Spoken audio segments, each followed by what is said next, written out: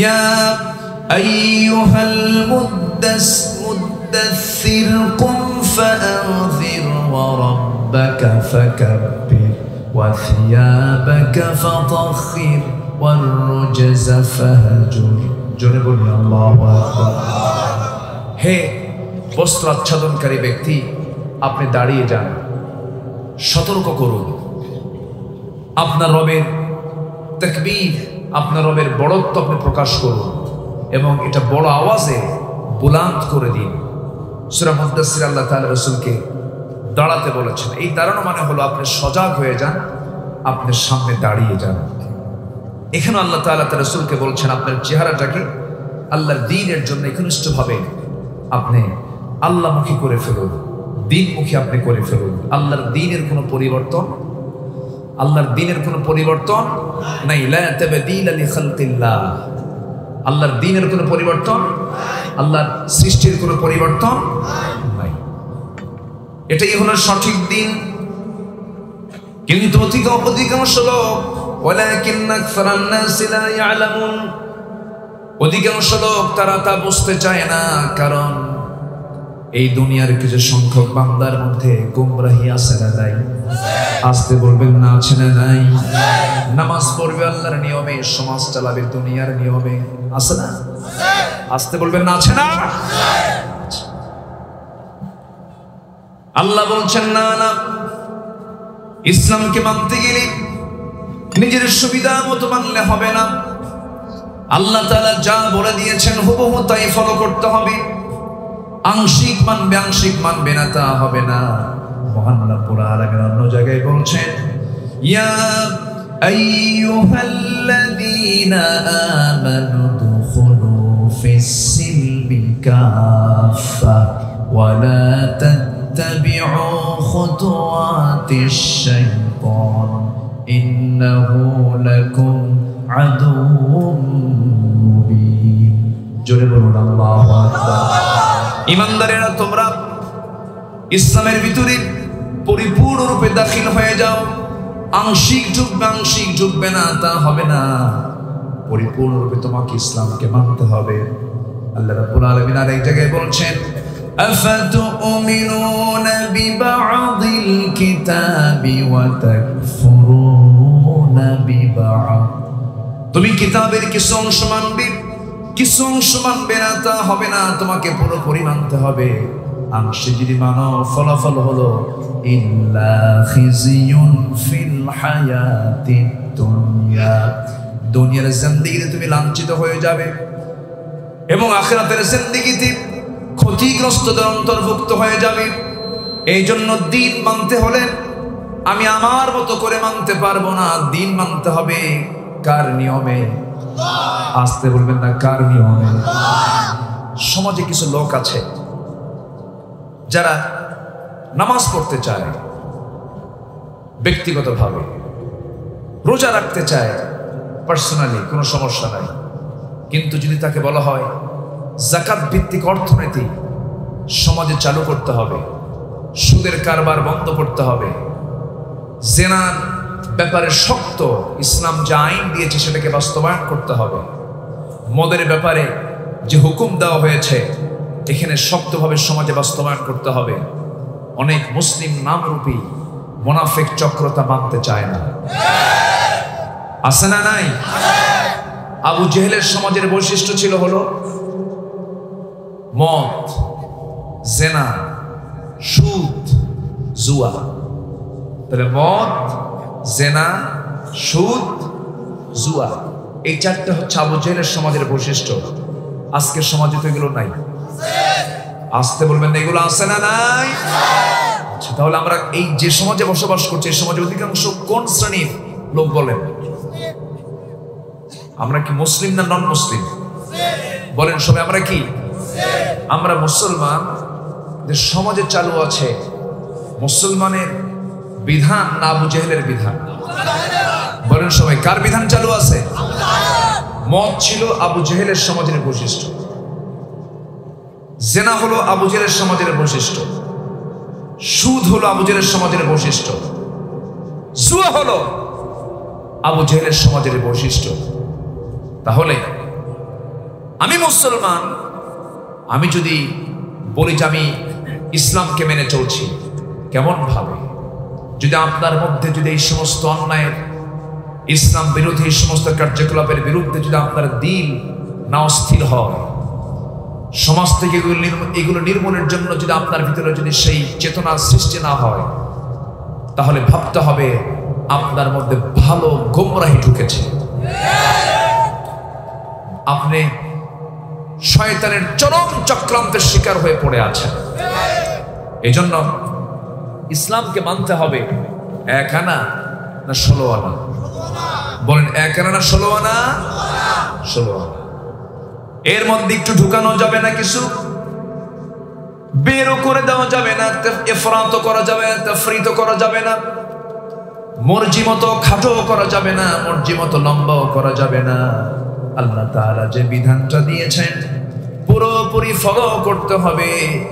আমার বন্ধুগণ, আপনি ঢাকা যাবেন, ট্রেনে চড়েছেন, ট্রেনের চাকা হলো 49টা, 50টা চাকা, 50টা চাকা নিয়ে আপনি ট্রেনে চড়ে ঢাকা যাচ্ছেন। কিন্তু হঠাৎ করে রাস্তার মধ্যে একটা চাকা যদি বিকল হয়ে যায়, এক চাকা বিকল হলে ট্রেনের চালক কি ট্রেন চালাবে? ট্রেন কিন্তু চালাবে না। ওই একটা চাকা নষ্ট হয়েছে, ওই চাকাটা, বিকল চাকাটাকে ঠিক করার চেষ্টা করবে। ওই চাকা না ঠিক করা পর্যন্ত চালক ট্রেনটা চালু করবে না। অথচ 49টা চাকা ঠিক থাকার পরেও একটা চাকা 49টা চাকাকে বিকল করে রেখেছে কেন? এই চাকা যদি কোনো দুর্ঘটনায় পড়ে যায়, মারাত্মক দুর্ঘটনার সম্মুখীন হয়ে যাবে, গোটা ট্রেনটাই চরম বিপদের সম্মুখীন হয়ে পড়বে মানুষকে নিয়ে। এই জন্য ওই ট্রেন চালক যেমন একটা চাকার জন্য 49 চাকাকে চুপ করে রেখে, অফ করে রেখে, ওই ট্রেনটা বন্ধ রেখে, ওই চাকা ঠিক করার পরে যেমন ট্রেনটা চালু করার সিদ্ধান্ত নেবে, ঠিক তেমনি সমাজের রয়েছে ব্যক্তিগত জীবনের চাকা, সমাজ জীবনের চাকা, রাজনীতি জীবনের চাকা, অর্থনৈতিক জীবনের চাকা, ব্যক্তি নীতির চাকা, বন্দি নীতির চাকা, স্বরাষ্ট্র নীতির চাকা। একটা চাকার মধ্যে যদি কেউ বিকল করে রাখে, সেই ইসলাম নিয়ে, সেই ইসলাম মানা নিয়ে বান্দা সঠিক গন্তব্য জান্নাতে কখনো যেতে পারবে না। আমার কথা কি বোঝা যাচ্ছে? আমার কথা কি বুঝতে পারছেন? আপনাদের ভাষা তো একটু আমার থেকে আলাদা, একটু ভ্যারিয়েশন আছে। চাটগাইয়ার ভাষা তো একটু ভিন্ন, মানে আপনারা 2 ভাষায় কথা বলেন, একটা বাংলা ভাষায় কথা বলে, আরেকটা হলো আপনাদের মাতৃভাষা চাটগাইয়া ভাষায় কথা বলে। তবে আপনাদের ভাষা পুরোপুরি আমি না বুঝলেও গালি দিলে টের পাই, গালি দিলে একটু বুঝি যে হ্যাঁ, মনে হয় কিছু বলা হচ্ছে আমার। তাই মোটামুটি বুঝি। আমি এই বাঁশখালীতে আজ থেকে আরো 13-14 বছর আগে আমি এসেছি। সম্মানিত ভাইয়েরা, আমি যে বিষয়টা বোঝাতে চাচ্ছিলাম, 1 নাম্বার হচ্ছে দিনকে ঘনিষ্ঠভাবে গ্রহণ করতে হবে। আমার মতো করে দিন আমি মানতে পারবো না। দিন মানতে হবে কার বিধান মতো? আসতে বলবেন না, কার বিধান মতো? এক চাকা অচল, গোটা ট্রেন অচল, 49টা চাকাই অচল। ঠিক তেমনি ইসলামের একটা বিধানকে আপনি অমান্য করবেন, আপনার ইসলাম মানা হয় না। ঠিক কিনা? কোরআনের আলিফ লাম মিম থেকে শুরু করে নিয়ে মিনাল জিন্নাতি ওয়ান নাস, এর মধ্যে শুধু একটা শব্দকে আপনি অস্বীকার করবেন, একটা হরফকে আপনি অস্বীকার করবেন, আপনার ঈমান থাকবে না। কিন্তু আমার দেশে আল্লাহ তাআলা যে সমস্ত বিধানগুলো কোরআনে দিয়েছেন, চুরির বিধান, ডাকাতের বিধান, জেনার বিধান, যাকাতের বিধান, এই সমস্ত বিধানকে অনেকে মানতে চায় না। কিন্তু নামের আগে মোহাম্মদ লাগানো আছে, আছে না নাই? এবং নামের আগে মোহাম্মদ, শেষে ইসলাম। মোহাম্মদ মুজাহিদুল ইসলাম, মোহাম্মদ শরীফুল ইসলাম, শহীদুল ইসলাম, দাদা বাপ নিজে সব ইসলাম। কিন্তু আপনি দিনটাকে পরিপূর্ণরূপে আপনি গ্রহণ করতে পারেন নাই। আপনার নামে ইসলাম থাকতে পারে, আল্লাহর তালিকা আপনার নাম মুসলমানের তালিকায় থাকবে না। শর্ত হলো ইসলামের প্রত্যেকটা বিধানকে মানতে হবে, বিশ্বাস করতে হবে, ঠিক কিনা? আল্লাহ তাআলা এটাই রাসূলকে বোঝাচ্ছেন। পরিপূর্ণরূপে দিনকে মানতে হবে। আবু জাহেল প্রস্তাব দিয়েছিল, রাসূলকে বলেছিল, মুহাম্মদ শোনো, ঘুম থেকে উঠে তুমি আমাকে দেখো, আমি তোমাকে দেখি, খামাখা একই বংশের মানুষ আমরা, গন্ডগোল করার কি দরকার? তুমিও থাকো আমরাও থাকি, তুমিও থাকো আমিও থাকি। তোমার ধর্ম 6 মাস, আমার ধর্ম 6 মাস, তুমি আমার লাত মানত উজ্জাকে বৈধতা দিয়ে দাও, আমি তোমার আল্লাহকে বৈধতা দিয়ে দেব। দেখছেন আবু জাহেলের প্রস্তাবের সাইজটা দেখছেন? এই জাতীয় যখন কথা বলা হলো, আমার নবীজি বললেন, চাচা আপনি যে প্রস্তাবটা দিয়েছেন, এমন প্রস্তাবের এগেইনস্টে আল্লাহ তাআলা আয়াত নাযিল করেছেন, যারা পারেন সঙ্গে সুন্দর করে পড়ুন। ওয়ালা আনতুম আবিদুনা মা আ'বুদ ওয়ালা আনা আবিদুম মা আবাদতুম ওয়ালা আনতুম আবিদুনা মা আ'বুদ লাকুম দীনুকুম ওয়ালিয়া দীন। তোমরা যারা গোলামি করো, আমি তার গোলামি করি না, আমি যারা গোলামি করি তোমরা তার গোলামি করো না। লাকুম দীনুকুম, তোমার দিন তোমার কাছে, আমার দিন আমার দিন আমার কাছে। তাহলে শয়তানদেরও দিন আছে না নাই? হক না বাতিল? হক না বাতিল? বাতিল। সেই বাতিল দিনটাকে কি করবেন? সেই বাতিল দিনটাকে কি করতে হবে আল্লাহ তাআলা তাও জানিয়ে দিচ্ছেন। যদি কোরআনকে প্রশ্ন করুন, কোরআন তুমি বলে দাও, তুমি রাসূলকে দুনিয়াতে কেন পাঠিয়েছো, কি জন্য পাঠিয়েছো? রাসূলকে দুনিয়াতে পাঠানোর মূল লক্ষ্য কি কোরআন বলে দিচ্ছে।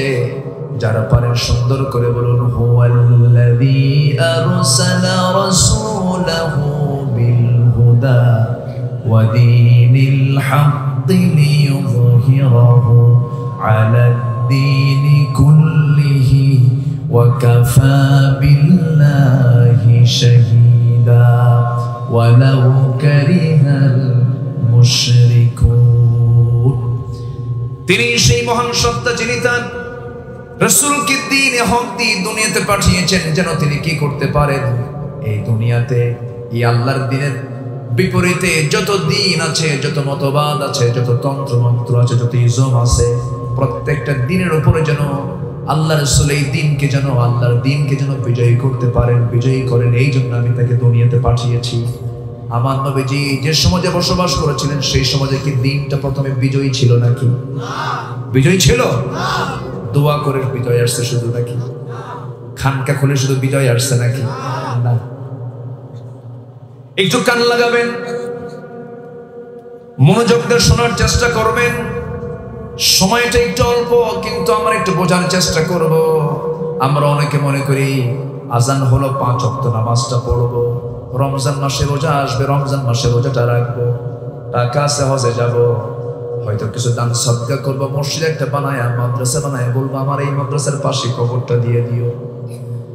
এই চেতনা লালন করে ভাবতেছেন আমি দিনের বড় খেদমত করে ফেলেছি। না না, আপনি এই চিন্তা লালন করে ভাবতেছেন আমি জান্নাত পেয়ে যাব। না না, আল্লাহ তাআলা বলছেন, আহাসিবান নাস আইয়ুতরাকু আইয়াকুলু আমান্না ওয়া হুম লা ইফতানুন। মানুষের কি ধারণা ঈমান এনেছি, এতটুকু শব্দ বললাম আর আমি তাকে ছেড়ে দেব? না না, আমি তাকে অবশ্যই পরীক্ষা করব। কার কথা? আসতে বলবেন না, কার কথা?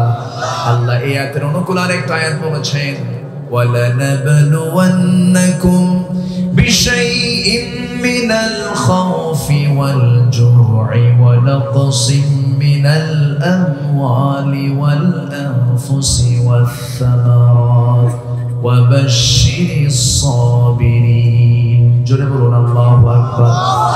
আল্লাহ অবশ্যই তোমাদের পরীক্ষা করবেন।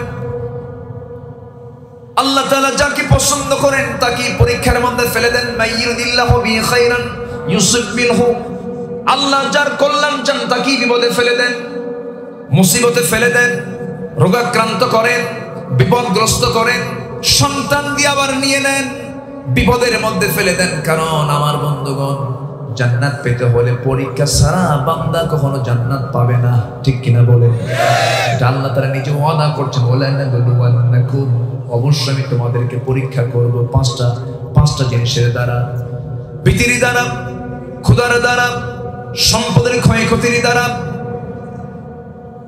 জীবনের দ্বারা, শস্যদের ক্ষয়ক্ষতির দ্বারা। আল্লাহ রাব্বুল আলামিন সুন্দর করে বান্দাকে বোঝাচ্ছেন, বান্দা হতাশ হবে না কখনো। আমি তোমাকে পরীক্ষায় ফেলবো, তোমাকে পরীক্ষায় পাশ করানোর জন্য। এই পৃথিবীর শ্রেষ্ঠ মানুষ হচ্ছেন আম্বিয়া কেরাম। কোন নবীর জীবনে বিপদ আসে নাই? প্রথম মানুষটাই পৃথিবীতে পড়েছেন সম্পূর্ণ একা, সম্পূর্ণ একা। জান্নাত থেকে নামিয়ে দেওয়া হলো, স্ত্রী পড়লেন এক জায়গায়, স্বামী পড়লেন এক জায়গায়, দোয়া শিখিয়ে দেওয়া হলো তাকে, ধৈর্যের চরম পরীক্ষা তিনি দিলেন। তিনি যে দোয়াটা পড়েছেন সেই দোয়া হলো, রব্বানা যালামনা আনফুসানা ওয়া ইল্লাম তাগফির লানা ওয়া তারহামনা লানাকুনান্না মিনাল খাসিরিন। ইব্রাহিম আলাইহিস সালাতু ওয়াস সালাম তিনিও দোয়া শিখিয়েছেন। তিনি বলেছেন কিলা, তিনি বলেছেন রব্বানা তাকাব্বাল মিন্না ইন্নাকা আনতাস সামিউল আলিম ওয়া তুব আলাইনা ইন্নাকা আনতাত তাওয়াবুর রহিম। ইউনূস আলাইহিস সালাতু ওয়াস সালাম বিপদে পড়ে দোয়া করেছেন। সবাই বলেন লা ইলাহা ইল্লা আনতা সুবহানাকা ইন্নী কুনতু মিনাল যালিমিন। আমার ভাইয়েরা, এরকম করে সমস্ত পয়গম্বররা বিপদের সম্মুখীন হয়েছেন, পরীক্ষা তারা দিয়েছেন। ফেল করেছেন না পাস করেছেন? ফেল করেছেন না পাস করেছেন? আমার নবীকে যে দায়িত্ব দিয়ে দুনিয়াতে পাঠানো হলো, দিনকে পরাজিত করে রাখা না বিজয়ী করা? দিনকে পরাজিত রাখা না বিজয়ী করা? বিজয়ের জন্য সাহায্য করবেন কে? দায়িত্ব পালন করবে কে? দায়িত্ব পালন করবে বান্দা, সাহায্য করবে দায়িত্ব পালন করবে বান্দা, সাহায্য করবে আল্লাহ।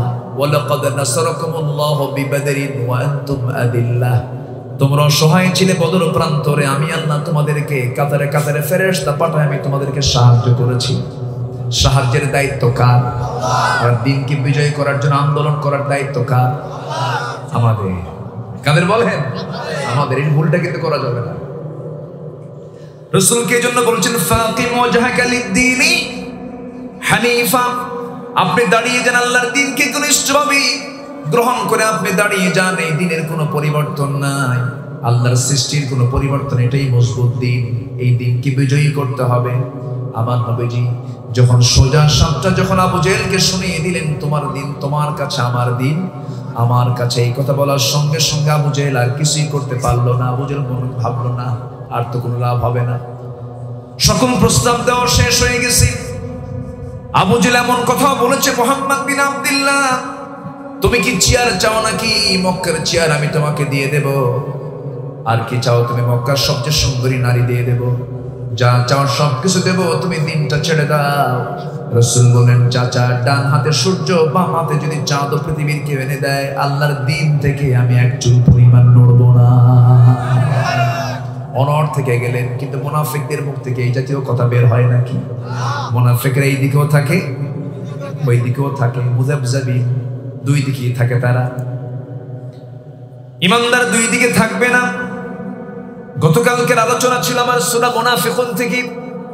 সেই জায়গায় মুনাফিকদের একটা চিত্র আমি চিত্রায়িত করার চেষ্টা করেছি।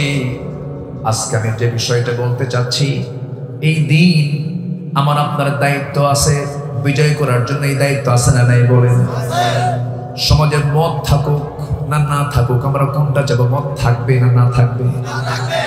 সমাজে জেনা থাকবে না না থাকবে? না থাকবে। সমাজে জেনা থাকবে না, সমাজে মদ থাকবে না, সমাজে সুদ থাকবে না, সমাজে জুয়ার কারবার থাকবে না, সমাজে কোনো নেশা থাকবে না। এটা তো শুধু দোয়া করে বন্ধ হবে না, কারণ মদের দোকানে তালা মারতে গেলে শক্তির দরকার আছে না নাই? এরপরে সুদের কারবার বন্ধ করতে গেলে সুদের কারবার কি দুর্বল মানুষ করে না শক্তিশালী মানুষ করে? এটা কি দুর্বল নাকি? দুর্বল না, তারা তো টাকাওয়ালা পয়সাওয়ালা। টাকা থাকে যার, শক্তি আছে তার, সেখানে মোকাবেলা করার দরকার আছে না নাই? এমনি এমনি তো হবে না এটা। আমার নবীজি মক্কার মাটিতে চেষ্টা করলেন, দাওয়াতে কাজ করলেন, তার দলকে ভারী করতে লাগলেন। ধীরে ধীরে তার দলে লোকজন আসতে লাগলো। বেলালের মতো একজন কালো মানুষ চলে এলেন। বেলালকে দেখে আবু জেহেল হেও করে ঠাট্টা বিদ্রুপ করে বলে, দেখ মুহাম্মাদের বাহিনীগুলো দেখ, কালো কুসকুসে বেলাল, বাপও গোলাম ছেলেও গোলাম, এই নিয়ে মুহাম্মদ নাকি বিশ্ব বিজয়ের স্বপ্ন দেখে। এরকম করে হেও করতে লাগলো। খাব্বাব ইবনুল আরাত রাদিয়াল্লাহু তাআলা আনহু ইসলামের পঞ্চম ইসলাম গ্রহণকারী ব্যক্তি। খাব্বাব একজন ছিলেন কামার। কি ছিলেন বলেন? কামার, লোহা পিটায় জীবিকা নির্বাহ করতেন। তিনি যখন ইসলাম কবুল করলেন, আবু জেহেলরা হাসতে হাসতে হেও করতে করতে তারা বলছে, দেখো মুহাম্মদের বাহিনীগুলো দেখো। কিন্তু আল্লাহ তাআলা সেই বেলালকে, সেই খাব্বাবকে এত সম্মান দিয়ে দিলেন। বেলাল হলেন মসজিদ নবীর মুয়াজ্জিন, আর আমার নবী হলেন তার ইমাম। জোরে কোন সুবহানাল্লাহ।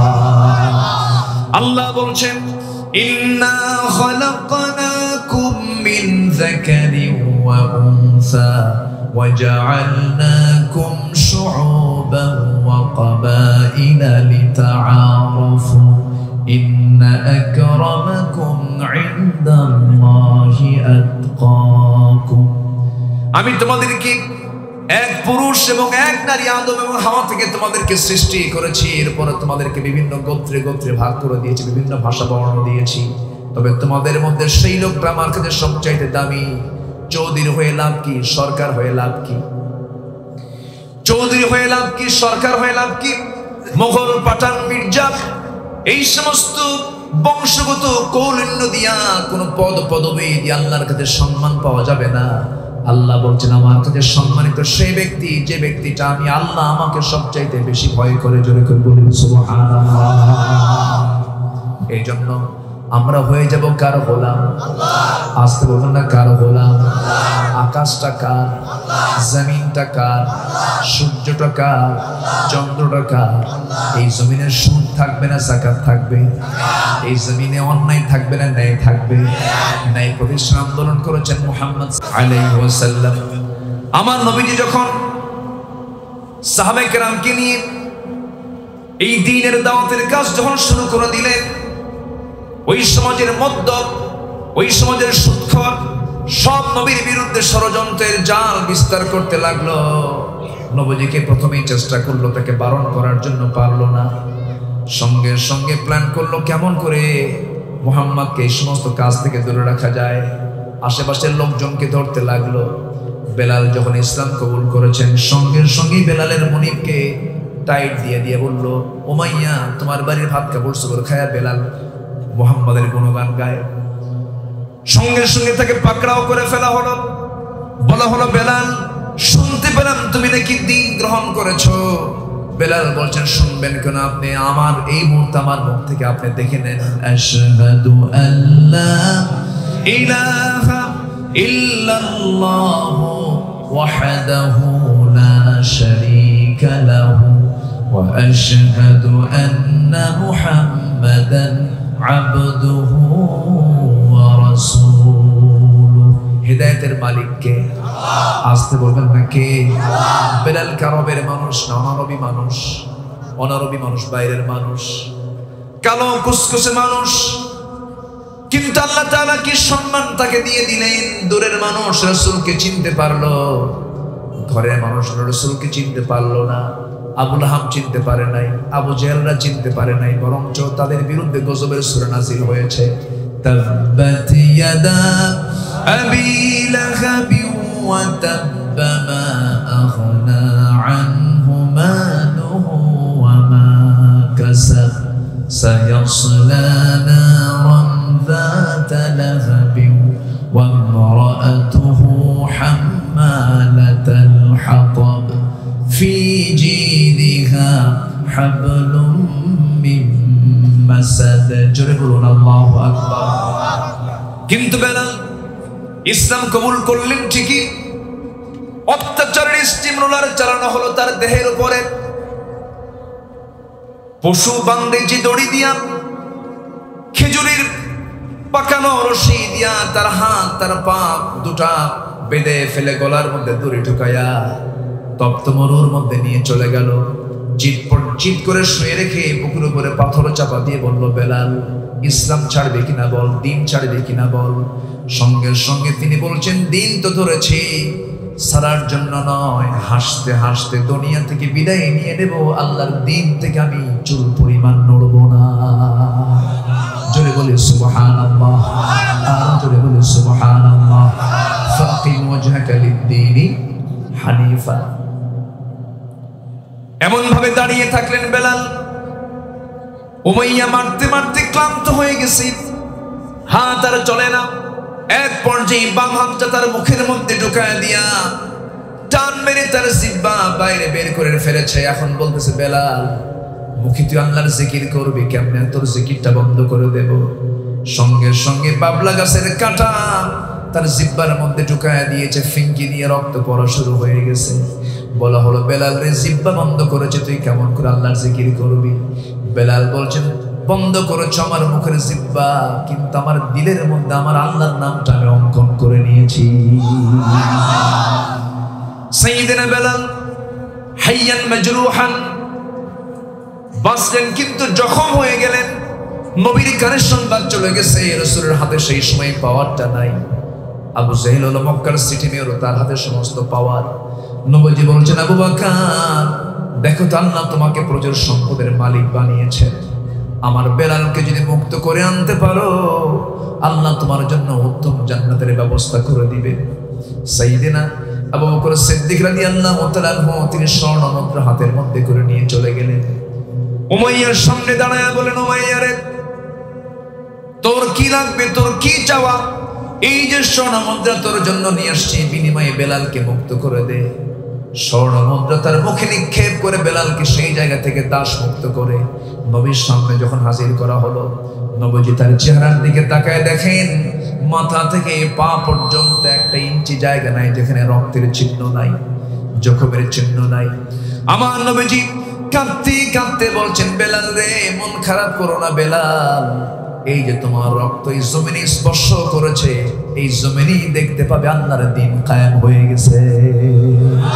জোরে বলি সুবহানাল্লাহ, আরো জোরে বলি সুবহানাল্লাহ। দিন কি এমনি এমনি আসছে নাকি? দিন কি ফুলসজ্জার পরে আসছে নাকি? ফুলসজ্জার পরে দিন আসে নাই। ইয়াসার পরিবার কি শহীদ করে দেওয়া হয়েছে, আম্মারের বাবাও শহীদ, মা সুমাইয়াও শহীদ, আম্মার নিজেও শহীদ, দুনিয়া থেকে বিদায় নিয়েছেন। নবীজি মক্কায় থাকতে পারেন নাই।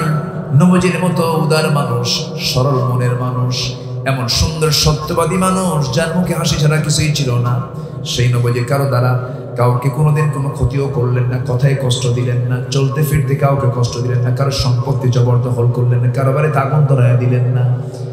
এত বিশ্বের সেরা একজন সহজ সরল একজন মানুষ, মহামানব, সেই মানুষটাকে মক্কার মানুষ সম্মানে রেখেছে না বের করে দিয়েছে। বলেন কি কি কি বলেন বলেন বলেন, বের করে দিয়েছে। হিজরত করতে তিনি বাধ্য হয়েছেন। কেন, কি জন্য? একটাই কারণ, রাসূল বলেছেন, আল্লাহর জমিনে কখনো দুনিয়ার কোন আইন চলতে পারে না, ঠিক কি না? দিন চলবে কার? আস্তে বলবেন, দিন চলবে কার? শেষ পর্যন্ত আমার নবীকে রাতের আধারে সবার চক্ষু আড়াল করে, লুকোচুরি করে ঘর থেকে বের হয়ে, আলো নাই, লাইট নাই, বিছানা নাই, কাঁথা নাই, চাদর নাই, জবলে সুরে গিয়ে 3 রাত 3 দিন সেখানে অবস্থান করে, আবার সুরাকার আক্রমণ, কত আক্রমণ, সব কিছুকে তিনি অতিক্রম করে মদিনার দিকে পাড়ি জমালেন। সেখানে গিয়েও কি তিনি আরামে রাত কাটিয়েছেন? তার কি নবুয়তের পর কি একটা রাত কি তার আরামে কেটেছে? মদিনায় গিয়ে মুনাফিকদের ষড়যন্ত্রের শিকার হয়ে গেলেন। 1 বছর যেতে না যেতেই বদর যুদ্ধের ডাক চলে এলো। আবার 1 বছর যেতে না যেতেই উহুদ যুদ্ধের ডাক চলে এলো। কিছুদিন যেতে না যেতেই খন্দকের যুদ্ধের ডাক চলে এলো। এই আল্লাহর জমিনে আল্লাহর দ্বীনকে কায়েমের জন্য রাসূল মক্কা থেকে মদিনা হিজরত করেছেন। হিজরতের সময় তার সঙ্গে সাথী ছিল একজন। আগে কিছু মুহাজির হিজরত করেছেন, আবিসিনিয়ায় চলে গেছেন। কিন্তু আমার নবীজি 10টা বছর মদিনায় থাকার পর 86টি যুদ্ধ পরিচালনা করে এবার তিনি 10,000 সৈন্য নিয়ে ফতে মক্কা তিনি করেছেন। এটাও রমজান মাসে। আল্লাহু আকবার বল, জোরে বলি আল্লাহু আকবার। নবীজি 13 বছর মক্কায় মার খেয়েছেন, মার খাওয়া সুন্নাত। আবার নবীজি মদিনার 10 বছর তিনি মার দিয়েছেন। তাহলে মায়ের খাওয়া সুন্নাত, মায়ের দেওয়াও আসতে পারে, মায়ের দেওয়াও। নবীজির হাতে কি তরবারি ছিল না? ওটি কি মায়ের খাওয়ার জন্য না মায়ের দেওয়ার জন্য? দেওয়ার জন্য। মুসলমান, জমিনে কুফরি শাসন চলবে আর তুমি আলহাস খেতাব নিয়া আর মুসলমানের খেতাব নিয়ে জান্নাত তালাশ করছো। জান্নাত তাদের সস্তা নয়। প্রত্যেকের দায়িত্ব আছে আল্লাহর জমিনে দিন কায়েমের সংগ্রাম করার দায়িত্ব, ঠিক কিনা বলেন? এই দায়িত্ব কে দিয়েছেন? কে দিয়েছেন? সূরা শুরা পড়েন। শারা'a লাকুম মিনাদ-দীনি মা ওয়াসসা বিহি নূহান ওয়াল্লাযী আওহায়না ইলাইকা ওয়া মা ওয়াসাইনা বিহি ইব্রাহীমা ওয়া মূসা ওয়া ঈসা আন আকিমুদ-দীন ওয়া লা তাতাফাররাকু ফীহি। আল্লাহর জমিনে আল্লাহর দ্বীনকে কায়েমের সংগ্রাম করতে গিয়ে তোমরা মতপার্থক্য সৃষ্টি করো না। কার কথা? আসতে বলবেন না, কার কথা? সাহাবীরা কত কষ্ট করেছেন দ্বীন গ্রহণ করার কারণে। একজন সাহাবী ছিলেন, বাবা মারা গেছেন, বাবার ইন্তেকালের কারণে আপন চাচা তার খেদমতের দায়িত্ব গ্রহণ করলো। বড় হয়েছে, ভাতিজা বড় হয়ে গেছে, ইসলাম কবুল করেছে। ইসলাম কবুল করার কারণে আপন চাচা ডাক দিয়ে বলতেছে, শোনো ভাতিজা, শুনলাম তুমি নাকি আল্লাহর দ্বীন গ্রহণ করেছো। সঙ্গে সঙ্গে আব্দুল্লাহ বলতেছে, আমার চাচা জান আপনি শুনবেন কেন? আমি আপনাকেও দাওয়াত দিচ্ছি জাহান্নাম থেকে বাঁচার জন্য, আপনিও কালিমা পড়ে মুসলমান হয়ে যান। আপন চাচা বলতেছে, ভাতিজা রে, তোর জন্মের পূর্বেই তোর বাপ মারা গেছে, তুই এতিম ছিলি, আমি তোকে নিজের তত্ত্বাবধানে আমার কোলে আমার হাতে আমি তোকে বড় করেছি। সম্পদগুলো আমি তোর হাতে কিছু লিখেও দিয়েছি। আর তুই কিনা আমার সবচেয়ে বড় দুশমন। তুই ইসলামকে কবুল করলি, মুহাম্মাদের দ্বীনকে তুই গ্রহণ করলি, আমি তোকে দুনিয়া থেকে বিদায় করে দেব। হুমকি ধামকি দেখানো হচ্ছে। আব্দুল্লাহ জুল বাজাদাইন বলে ফেললেন, ও চাচা আপনি কি হুমকি দিচ্ছেন জানি না, আপনি কি বলতে চান বলুন চাচা, আপনি স্পষ্ট করে বলুন। এবার বলছে, আমি তোর সমস্ত সম্পত্তি আমি সব দখল করে নেব। এবার মুস্কি হাসি মেরে বলছেন, যে নবীজি মক্কায় নাই, আপনি আমার কাছ থেকে সবকিছু নিয়ে নেবেন, আমার থেকে জোর করে নিতে হবে না। আমি আপোষেই আমি আপনাকে আপনার পক্ষ থেকে দেওয়া সমস্ত সম্পত্তি আমি আপনাকে দিয়ে দিলাম। আর কোনো কথা আছে নাকি? চাচা খেপে গিয়ে রেগে গিয়ে বলতেছি, আমি তোর সবকিছু খুলে নেব, সিজ করে নেব। জোরপূর্বক তার দেহ থেকে লুঙ্গিটাও খুলে নেওয়া হলো, জামার কাপড়টাও খুলে নেওয়া হলো, উলঙ্গ করে ঘর থেকে বের করে দিয়েছে। আব্দুল্লাহ জুল বাজাদাইন উলঙ্গ দেহ নিয়া কোনো মতো মার সামনে গিয়ে দাঁড়িয়ে বলছে, মা, আল্লাহর দ্বীন গ্রহণ করেছি, রাসূলকে গ্রহণ করে নিয়েছে, এই জন্য আমার চাচা আমাকে উলঙ্গ করে ঘর থেকে বের করে দিয়েছে। একটা চাদর আমাকে দাও। একটা চাদর দেওয়া হলো। আব্দুল্লাহ জুল বাজাদাইন সেই চাদরটা কোনো মতো সতরটা ঢেকে নিলেন, কোনো কাপড় চোপড় নাই।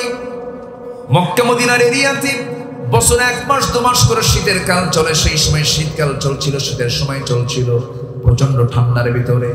মাকে ডাক দে বলে, মা, আমি আর এই জায়গায় থাকবো না, আমি চলে গেলাম, দুনিয়া আমি চাই না, সম্পদ তো সব বুঝাইয়া দিয়েছি। নবীর দরবারের দিকে রওনা করলাম। নবীর দরবারের দিকে রওনা করলেন। ফজরের একটু পর নবীর সামনে তিনি হাজির হয়ে গেলেন। দরজায় নক করলেন, দরজা খুলে গেল। রাসূল দেখছেন থরথর করে কাঁপতেছে একজন যুবক, পরনে কিছুই নাই, পরনে শুধু একটা চাদর। সঙ্গে সঙ্গে রাসূল কিচ্ছু বললেন না, ভিতরে চলে আসলেন। নবীজির ব্যবহৃত 2টা জুব্বা আমার নবীজি নিজের হাতে নিয়ে আসলেন। নিয়ে এসে বলছেন, যুবক কোনো কাপড় তোমার গায়ে নাই, এই যে দুটো জুব্বা আমি তোমাকে দিয়ে দিলাম, কি বলতে চাও বলো, কি হয়েছে তোমার? এবার তিনি বলছেন, হুজুর দিনটা গ্রহণ করেছি, আল্লাহর দ্বীনের উপর অবিচল থেকেছি, ফাকিম ওয়াজহাকা লিদ-দীনি হানিফা, আল্লাহর দ্বীনকে ঘনিষ্ঠভাবে গ্রহণ করার কারণে আমার চাচা আমাকে উলঙ্গ করে ঘর থেকে বের করে দিয়েছি, সমস্ত সম্পত্তি আমার থেকে সব দখল করে নিয়েছে, আমি দ্বীনটাকে বেশি পছন্দ করে নিয়েছি, দুনিয়া ছেড়ে দিয়েছি। রাসূল সঙ্গে সঙ্গে বললেন, ও আব্দুল্লাহ, তোমার কোনো দোয়া, তোমার কোনো প্রার্থনা আছে কিনা তুমি বলো, আমি তোমার জন্য আল্লাহর কাছে দোয়া করব। এবার তিনি বলছেন, ইয়া রাসূলুল্লাহ, আপনি আমার জন্য খাস করে দোয়া করুন, আপনি যেটা মনে করেন সেটাই, সেই দোয়া আপনি করুন। আমার নবীজির সঙ্গে সঙ্গে আল্লাহর কাছে বলছেন, আল্লাহ আব্দুল্লাহর জান মাল কাফেরদের জন্য তুমি আল্লাহ হারাম করে দাও। এমন দোয়া করার কারণে আব্দুল্লাহর মনটা খারাপ হয়ে গেল। তিনি বলছেন, ইয়া রাসূলুল্লাহ, ইয়া হাবিবাল্লাহ, আমার তো মনের চূড়ান্ত কামনা হলো যুদ্ধে অংশগ্রহণ করব, যুদ্ধে বাতিলদের বিরুদ্ধে মোকাবেলা করব, আল্লাহর জমিনে দিন কায়েমের সংগ্রামে এক পায়ে দাঁড়িয়ে যাব, বাতিলদের বিরুদ্ধে মোকাবেলা করব, শহীদ হয়ে যাবে, এটাই তো আমার তামান্না। আপনি আমার জন্য আপনি উল্টা দোয়া করলেন কেন? কাফেরদের জন্য আমার জানটাকে আপনি হারাম ঘোষণা করে দিলেন, তারা তো আমাকে মারতে পারবে না। রাসূল বলছেন, আব্দুল্লাহ চিন্তা করো না, যদি কারণ দিলের মধ্যে শহীদের তামান্না থাকে, আল্লাহ তাকে শহীদের মর্যাদা দিয়ে দেন। আব্দুল্লাহ কোনো মতো সেখান থেকে চলে গেলেন, আহলে সুফার সদস্য হয়ে গেলেন, নতুন ইসলাম কবুল করেছেন। আল্লাহর কালাম যখন তেলাওয়াত করেন, চিৎকার মেরে মেরে আওয়াজ দিয়ে দিয়ে আল্লাহর কালাম তেলাওয়াত করছেন, সাহাবায়ে কেরামদের ডিস্টার্ব হচ্ছে। নবীর কাছে সে বলছেন, ইয়া রাসূলুল্লাহ, নতুন একজন সাহাবী এসেছে, চিৎকার মেরে মেরে কোরআন পড়ে আমাদের ডিস্টার্ব হয়। কে বলো তো? হুজুর আব্দুল্লাহ জুলবাজাদাই। রাসূল বলছেন, শোনো, আমার আব্দুল্লাহর ব্যাপারে তোমরা কেউ কোনো কিছু অভিযোগ দিও না, কারণ আমার আব্দুল্লাহর দ্বীন গ্রহণ করতে গিয়ে বড় মেহনত করতে হয়েছে, দুনিয়া ছেড়ে দিয়ে আমার আব্দুল্লাহ ইসলাম কবুল করেছে। জোরে বলুন সুবহানাল্লাহ। ওয়া মান ইয়াশি নাফসাহু ইবতিগা মারদাতিল্লাহ। এই আব্দুল্লাহ জুলবাজাদাইনের জীবনের শেষ প্রদীপ যেদিন নিভে যাবে, যুদ্ধের ময়দানের ডাক আসলো, নবীজি যুদ্ধের ডাক দিলেন, সাহাবায়ে কেরাম অংশগ্রহণ করলেন, সেই যুদ্ধে আব্দুল্লাহ জুলবাজাদাইন অংশগ্রহণ করলেন। যুদ্ধ শেষ হয়ে গেল, যুদ্ধের ময়দান থেকে ফিরে আসার পথে সাহাবায়ে কেরাম বলছেন, হুজুর, ইয়া রাসূলুল্লাহ, আমাদের আব্দুল্লাহ প্রচন্ড অসুস্থ হয়ে পড়েছে। রাসূল বললেন, যাও তার খেদমত করো, দেখো তার সেবা শুশ্রূষা করো। 2-3 দিন পর নবীর কানে সংবাদ চলে এলো, হুজুর আব্দুল্লাহ জুলবাজাদাইন আর বেঁচে নাই। আমার নবীর চোখের পানি তিনি আটকাতে পারলেন না। তিনি বলছেন, সাহাবীরা শোনো, আমার আব্দুল্লাহর জানাজা কেউ পড়াবে না, আমার আব্দুল্লাহর জানাজা আমি রাসূল নিজে তার দায়িত্ব গ্রহণ করব। জোরে বলুন সুবহানাল্লাহ। আমি আব্দুল্লাহকে চিনি, আমার আব্দুল্লাহর জিহাদি প্রেরণা কি ছিল, ইকামতের দ্বীনের পক্ষে তার কি ভূমিকা ছিল। ও সাহাবীরা, জানাজার আয়োজন করো। আমি ওর জানাজার দায়িত্ব গ্রহণ করলাম। জানাজা শুরু হয়ে গেল, রাসূল নিজেই তার জানাজা পড়ালেন। এরপরে বলছেন, সাহাবীরা, আমার প্রিয় আব্দুল্লাহর কবর খননটা কোথায় করেছো? হুজুর, ওই 2 পাহাড়ের চেয়ে আমরা কবরটা খনন করেছি, তোমরা কেউ দাফন করবে না, আমাকে কবরস্থানে নিয়ে যাও, আমি নিজেই আব্দুল্লাহর কবরে নামবো। জোরে বলুন সুবহানাল্লাহ। রাসূল নিজে তার জানাজা পড়ালেন, আবার লাশটা নিজের কাঁধে বহন করে নিয়ে কবরের কাছে নিয়ে গিয়ে বলছেন, ও সাহাবীরা, কেউ নামবা না, আমি প্রথম নামবো কবরে। রাসূল নিজে কবরে নামলেন।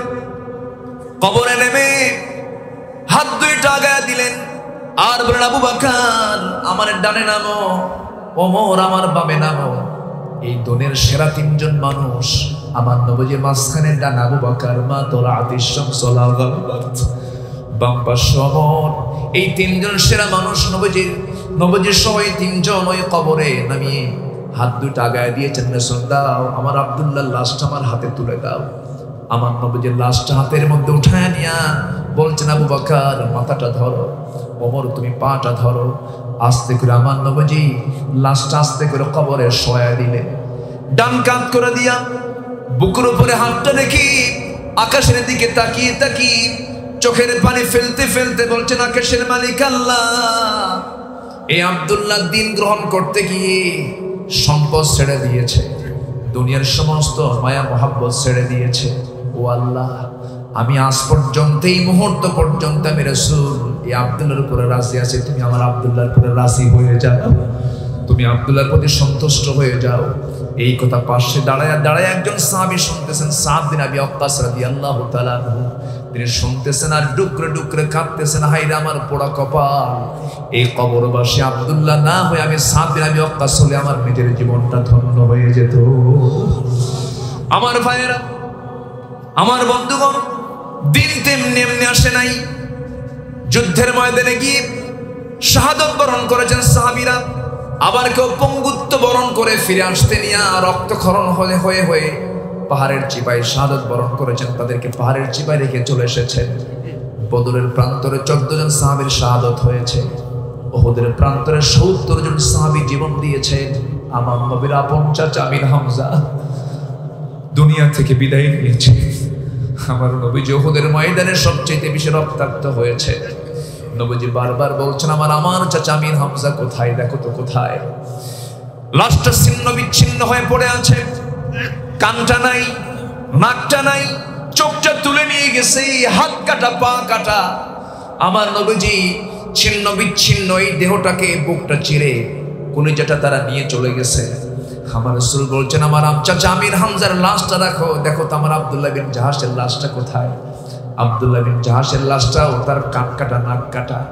সেই সময় রাসূল বললেন, আমার আব্দুল্লাহ বিন জাহাশের লাশ আর আমার চাচা আমির হামজার লাশ, তারা তোমরা দুইটা কবরে না দিয়ে এই দুইজনকে তোমরা এক কবরে শোয়া দাও, কারণ কিয়ামতের দিনে এই দুইজন আল্লাহর সামনে একসঙ্গে দাঁড়াবে। জোরে কান সুবহানাল্লাহ। আল্লাহ তাদেরকে বলবেন, ফিমা যদি আনফুক ওয়া উযুনুক, তোমাদের নাক কেন কাটা, তোমাদের কান কেন কাটা। সেই সময় সমস্ত বান্দা বলবে, আল্লাহ তোমার দ্বীনকে বিজয়ী করার জন্য ফাকিম ওয়াজহাকা লিদ-দীনি হানিফা, তোমার দ্বীনের উপর আমরা অবিচল ছিলাম, ইস্তেকামাত ছিলাম, নড়াচড়া করি নাই। তোমার দ্বীনকে কায়েম করতে গিয়ে কাফেররা আমার নাক কেটে নিয়েছে, আমার চোখটা তুলে নিয়েছে। আল্লাহ তখন বলবেন, তোমাদের শাহাদাতকে আমি আল্লাহ কবুল করে নিয়েছি, আজকে তোমরা সোজা বিনাশী আমি তোমাদেরকে করেন। সুবহানাল্লাহ। উহুদের ময়দানে সবচেয়ে বেশি রক্তাক্ত হয়েছেন মুহাম্মদ সাল্লাল্লাহু, দাঁত ভেঙেছেন মুহাম্মদ সাল্লাল্লাহু। তাহলে দিন কি এমনি এমনি আসছে নাকি মিষ্টি খাই আসছে শুধু, না দাঁত ভেঙে আসছে? দাঁত ভেঙে আসে নাই, রাসূলের দাঁত ভেঙেছে। উহুদে রাসূল দাঁত হারিয়েছেন, কোমরে খন্দকের ময়দানে রাসূল কোমর হারিয়েছেন। কোদাল মারতে মারতে, খন্দকের পরীক্ষা খনন করতে করতে তার কোমরটা ওই যে কুচো হয়ে গেছে। আম্মা জান আয়েশা বলেন, মৃত্যুর দিন পর্যন্ত রাসূল কোমর সোজা করে দাঁড়াতে পারেন নাই। খন্দকে কোমর হারিয়েছেন, উহুদে দাঁত হারিয়েছেন। সত্য কথা বলতে গিয়ে মাতৃভূমি তিনি ছাড়িয়েছেন। ইসলাম এত সস্তা নয়। সেই আল্লাহর দ্বীনকে কায়েমের জন্য দ্বীনকে সামনে রেখে দাঁড়িয়ে থাকতে হবে। দ্বীনের বিরুদ্ধে কোনো ষড়যন্ত্র আসলে বাপ হলেও আমরা ছাড়বো না। রাজি আছেন কারা কারা? হাত উঁচু করে দেখান মুসলমান।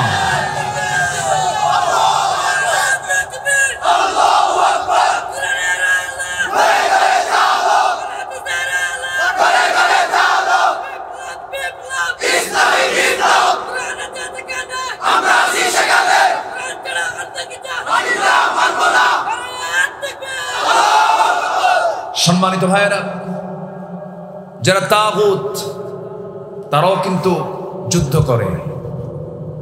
যারা তাগুতের দল, তাদের কি যুদ্ধ আছে না নাই? তাদের সংগ্রাম আছে না নাই? তাদের বিরুদ্ধে কি আমরা চুপ করে বসে থাকবো? বসে থাকবো? মুসলমান জান্নাত যদি পেতে চাও, মুনাফিকের চরিত্র ছেড়ে দিয়ে ইকামতে দ্বীনের কাজ আঞ্জাম দিতে হবে। আল্লাহ তাআলা সূরা রোমের ভিতরে রাসূলকে এই শিক্ষা দিচ্ছেন। এরপরে বলা হচ্ছে মুনিবিনা ইলাইহি, আল্লাহমুখী হতে হবে। এরপর ওয়াত্তাকু, তাকে ভয় করতে হবে। ওয়া আকিমুস সালাহ, নামাজ কায়েম করো। কার কথা? আসতে বলবেন না, কার কথা? নামাজ শুধু আদায় করব, নামাজ কায়েমের সংগ্রামে শামিল হব না। আমার নামাজ তো হবেই না, আমার স্থান হবে মুনাফিকদের কাতারে। আল্লাহ তুমি সবাইকে বোঝার তৌফিক দাও। সবাইকে 5 ওয়াক্ত নামাজ পড়ি, সবাইকে পড়ি। 5 ওয়াক্ত নামাজ পড়বেন কারা? একটু হাত তুলে দেখেন তো দেখি। জোরে বলি ইয়া আল্লাহ, আরো জোরে বলি ইয়া আল্লাহ। আমাদেরকে 5 ওয়াক্ত সালাত আদায় করার তৌফিক তুমি আল্লাহ দিয়ে দাও। জোরে বলি আমিন, আরো জোরে আমিন, আরো জোরে আমিন। কষ্ট পেলেন? আলোচনা চালাই, কোনো অসুবিধা? ওনারা কতক্ষণ থাকিবেন? সারা রাত থাকেন? আমি যাই। এত সুন্দর মানুষ, বলি আলহামদুলিল্লাহ। এলাকার নামটা যেন কি? ময়নার কি? ময়না কাটা। ময়না আবার কাটে? ও আচ্ছা, বয়না কাটা। আচ্ছা আচ্ছা, জি। ও আচ্ছা, উনি তফসিল করে দিছে কি? ঠিক আছে, আমার আর বলা লাগলো না। আমি খুবই খুশি হয়েছি আজকে আপনাদের মাহফিলে এসে। মাহফিলটা কানায় কানায় পরিপূর্ণ হয়েছে। তো আজকের মাহফিলটা মূলত একজন মৃত ব্যক্তির স্মৃতিচারণে, তার জন্য দোয়া হবে, মাগফিরাত কামনা হবে, আমরা তার জন্য দোয়া করি। এরপর আজকের মাহফিল আরো মেহমান আছেন, তারাও কথা বলবেন। আমি খুব অল্প সময়ে ডেটটা নিয়েছি। আমি অল্প সময়ে ডেটটা নেওয়ার কারণে খুব অল্প দিন আগে তারা যোগাযোগ করেছেন। এই জন্য মাগরিবের পর, আসরের পর আমি টাইমটা দিয়েছিলাম। সেখানে মাগরিব, সেখান থেকে এশা হয়ে গেল। তো আমি যতটুকু কথা বলেছি, আমি 5টা পয়েন্টের উপরে কথা বলেছি। সবার কি মনে থাকবে ইনশাআল্লাহ? 1 নম্বর হলো, আমরা দিনকে ধরবো দুর্বল করে না, একনিষ্ঠভাবে। নাম্বার 2, আমরা কোনো দিকে আমাদের মুখ ঘুরাবো না। মুখ ঘুরাবো কার দিকে? নাম্বার 3 হচ্ছে, ভয় করবো পৃথিবীতে একমাত্র কাকে? আল্লাহকে ভয় করা মানে কারো বিধান মানি না, কারো হুকুম মানি না, কারো আইন মানি না, কারো পথে চলি না। চলি কার পথে? ইহদিনাস সিরাতাল। নাম্বার 4 হলো, নামাজ থেকে কায়েম করবো আমরা। নামাজ কায়েমের সংগ্রাম আমরা করব। নামাজ যেখানে কায়েম থাকবে, ফাকাদ আকামাদ দ্বীন, সেখানে দিনটা কায়েম হয়ে যাবে। সেখানে দিন কি হবে? কায়েম হয়ে যাবে। এই জন্য দিন কায়েমের পরিবেশ যদি আমরা সৃষ্টি করতে চাই, তাহলে আমাকে আপনাকে একা থাকতে হবে না, সমষ্টিগতভাবে আন্দোলন করতে হবে। আমাদেরকে এক হতে হবে। আমরা মুসলমান সব এক হয়ে যাব। জোরে বলি ইনশাআল্লাহ। আর জোরে বলি ইনশাআল্লাহ। সর্বশেষ মেসেজ হচ্ছে, ওয়ালা তাকুনু মিনাল মুশরিকিন মিনাল্লাযীনা ফাররাকু দীনাহুম ওয়া কানু শিয়া কুল্লু হিজবিন বিমা লাদাইহিম ফারিহুন। শেষ বক্তব্য হচ্ছে, তোমরা মুশরিকদের অন্তর্ভুক্ত হবে না। মুশরিক কারা? যারা আল্লাহর দ্বীন ছাড়া অন্য দ্বীনের দিকে দৌড়ায়। ঠিক কি না? এখানে শিরকের ব্যাখ্যা এটাই, অধিকাংশ মুফাসসির কেরাম এটাই বলেছেন। এখানে শিরকের ব্যাখ্যা হলো, যারা আল্লাহর দ্বীন ছাড়া অন্য কোনো দ্বীনের দিকে দৌড়ায়, তারাই হচ্ছে খাঁটি মুশরিক। এবং তারা বলে মিনাল্লাযীনা ফাররাকু দীনাহুম ওয়া কানু শিয়া, এবং ওরা বলে যে আমরা তো নিজেরাই আনন্দিত আছি। কুল্লু হিজবিন বিমা লাদাইহিম ফারিহুন। প্রত্যেক দলের লোকেরাই বলে আমরাই হক। কিন্তু হক চেনার কিছু উপায় আছে। হক চেনার কিছু উপায় আছে না নাই? কোনটা হক দল এটা বুঝতে হলে বুঝতে হবে যে বাতিল শক্তির বন্দুকের নল যেদিকে তাক করা থাকে সেটাই হক দল। আমার কথা কি বোঝা গেল? বাতিল শক্তির বন্দুকের নল যেদিকে তাক করা থাকে সেটাই হক দল।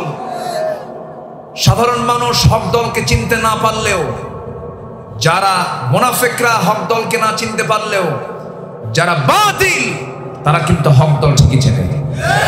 চেনে কিনা বলেন? আল্লাহ তুমি সবাইকে দিন বোঝার তৌফিক দাও, ইসলাম মেনে চলার তৌফিক দাও, সকল প্রকার হারাম কাজ বর্জন করার তৌফিক দাও। আমরা সুদের কাছে যাব না, জেনার কাছে যাব না, ব্যভিচারে যাব না, তারপরে মদের কারবারে যাব না। সকল যুবকদেরকে আল্লাহ তুমি নেশামুক্ত জীবন করার তৌফিক তুমি আল্লাহ দিয়ে দাও। সামাজিক জীবনে ইসলাম মেনে চলার তৌফিক দিয়ে দাও। বানরদের বংশধরদের কাছ থেকে আমাদের শেখার কিছু নাই। যারা বলে যে মানুষরা আগে বানর ছিল, তারা বানরের বংশধর, আর আমরা হলে আদমের বংশধর। আমরা কিসের বংশধর? আদমের বংশধর। বানররা যা বলে বলুক, ওরা বানর। ওরা কি? কোন কিরাদাতান খাসিন ওয়ালাকাদ আলিমতুমুল্লাযীনা আ'তাদাউ মিনকুম ফিস সাবতি ফাকুলনা লাহু কুনু কিরাদাতান খাসিন। আবার ওইদিকে বলতেছেন উলাইকা কাল আনআম বাল হুম আদাল উলাইকা হুমুল গাফিলুন। অতএব আল্লাহ তাআলা নিজেই বলেছেন ওরা চতুষ্পদ জন্তু, ওদের সঙ্গে আমাদের কোনো সম্পর্ক নাই। আমরা কোরআন মেনে চলবো। আমাদের বিধান, আমাদের পৃথিবীর সকল শিক্ষা সব কোরআন। সব কি? কবি কবিতা নেবে, সাহিত্যিক সাহিত্য নেবে, লেখক লেখা নেবে, চিকিৎসক চিকিৎসা নেবে, গবেষক গবেষণা নেবে, তারপরে বিজ্ঞানী বিজ্ঞান নেবে, রাষ্ট্রপতি রাষ্ট্র নেবে, আইনজীবী আইন নেবে। পৃথিবীর প্রত্যেকটা সেক্টরই কোরআনের বক্তব্য আছে না নয়? এত বড় কিতাব থাকার পরেও আমরা এই অবস্থায় কেন পড়েছি? কিতাবকে আমরা কিতাবের জায়গায় রাখি নাই। ঠিক কিনা? কোরআনকে শুধু কাগজের পাতায় রাখলে হবে না, কোরআনকে শুধু হাফেজের মাথায় রাখলে হবে না, কোরআনকে রাখতে হবে সমাজের পাতায় পাতায়। দেখতে চান কারা কারা?